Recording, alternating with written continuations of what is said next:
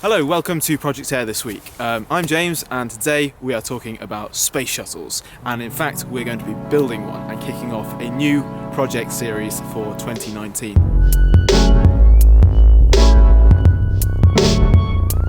What we're going to be doing over the next month is creating a working space shuttle. So what's the mission here? What are we trying to do? We're going to blast off from a launch pad vertically. We're going to go right up into the sky. We're going to separate the boosters and the fuel tank from the glider, and then we're going to bring the glider in for a controlled landing. It's going to be quite difficult, but I'm sure with your help in the comments down below, we'll be able to together create a working space shuttle program. This is essentially the first episode, so we're going to be making this glider here, and then we're going to go and flight test it in the garden. The Space Shuttle is obviously quite a complicated machine. It used a combination of solid rocket boosters and powerful liquid engines to propel 7 astronauts and literally tons of cargo into orbit. Even with a simplified model, we're still going to have to separate the main boosters from the actual glider and use some sort of aerodynamically sensible design to glide back down and land in a controlled manner. It's not going to be easy, but I'm still going to have a go. Because that challenge is one that we're willing to accept. I thought that the best way to take you through my ideas would be to draw it down on paper, so let's do that now. So here we go. The shuttle will comprise of 2 main parts, the booster and the glider. To keep things nice and simple, we're going to keep the solid rocket boosters attached to the fuel tank, so they won't completely separate, they'll all be one sort of solid unit. We'll have 2 Estes rocket motors in the 2 boosters and 1 in the shuttle itself. This makes 3 in total. If all goes well, the rocket will be taken a couple of hundred feet into the air, where it will reach apogee and the glider will detach by means of a servo-driven mechanism. After this, the booster will fall to Earth while the shuttle is piloted line of sight. We will bring the aircraft in, flare it and land it in the grass, and thus complete the most epic project that we've done so far. However, there are a few potential issues that I think might scupper our chances, and we really need to sort of get these sorted before we actually go for a blast off. One, we need to work out the power of the motors. So we need to do some mathematics, work out exactly how much thrust we need, and make sure that we have a good burn time, and we also have enough just thrust really. Secondly, the angle of the motors, and specifically the motor in the space shuttle itself, the actual shuttle glider. Now, I've seen videos on YouTube of other people's model rockets, and they sort of go at a wrong trajectory, shall we say, and go all over the place because the thrust angles are completely off. The real space shuttle fired its engines at an angle, which meant that it would track straight upwards instead of sort of tilting off to the side.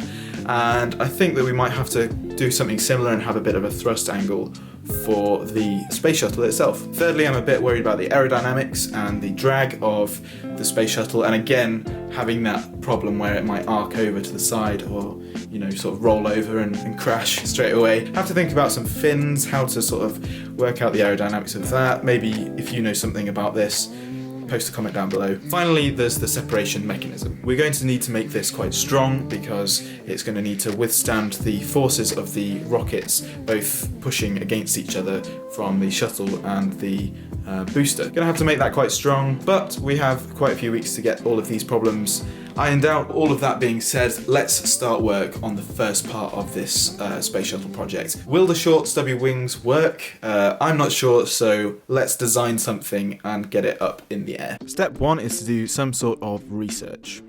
If you're designing your own space shuttle, you'll want to firstly find some good drawings to base your design on. Search for Space Shuttle technical drawings and you'll be sure to find a ton of great material that you can use in the design process. The next thing to do is to open your design software. I'm using Adobe Illustrator, but you can use whatever you want really.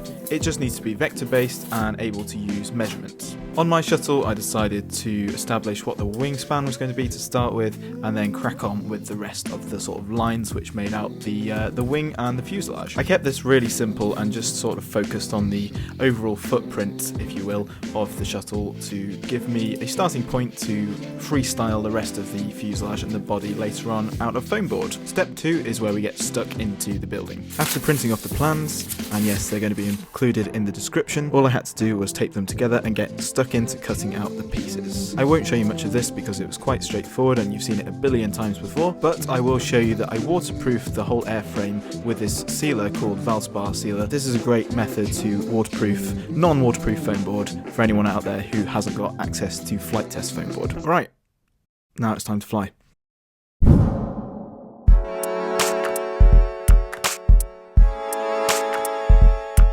Alright, now we've made the glider, let's go and flight test it. Let's do it. I'm actually on my own today, so I've only got myself to throw this glider and actually try and control it at the same time. Got my DX9 over here and got the glider here complete with the battery. Yeah, I have no idea if it's actually going to fly yet, so let's do a few unpowered tests to start with. Oh, that's come off. Need to fix this control rod. I think for the first test I'm just going to sort of hand launch it like this and see if it actually glides without power, just to see if I get the balance right. And then I'm going to try and throw it at the same time as controlling it. We'll see how it goes.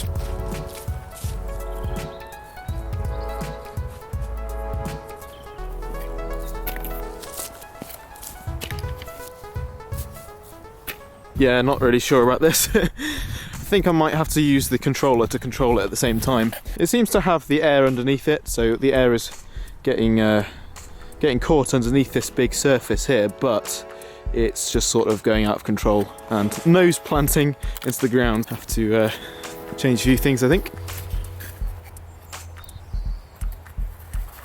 Okay, I'm gonna have a go at just sort of underarm tossing this and trying to get my hand on this stick.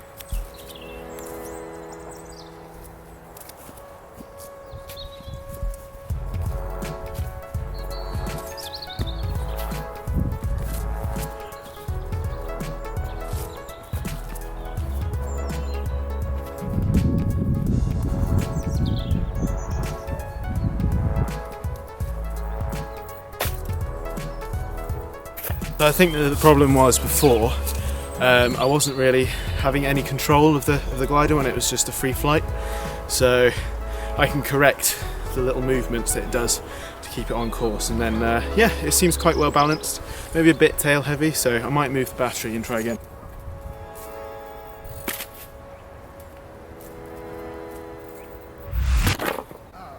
I just hit the tripod. Slight damage to the wing, but nothing too major.